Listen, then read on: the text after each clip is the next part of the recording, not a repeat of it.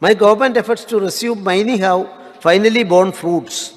I am happy to state that permission is given to auction the dump rejected ore, which will initiate the process of starting full-fledged mining in the state. A new era has begun for the mining sector in Goa. This is a major step to ensure employment of locals and ending the hardship faced by the mining-dependent workers. 4 iron ore mining blocks have been auctioned, that is 3 in Bicholi and 1 in Sangum Taluka in the first notice inviting tender with an auction premium of 63.55%, 99.25%, 111.28% and 86.40%.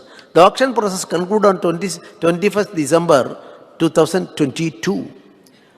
All the successful bidders have made the upfront payment of 20%, that is rupees 43.19 crore. The national highway from Patradevi to Margo Western Bypass is in progress and is likely to be completed by the end of 2023.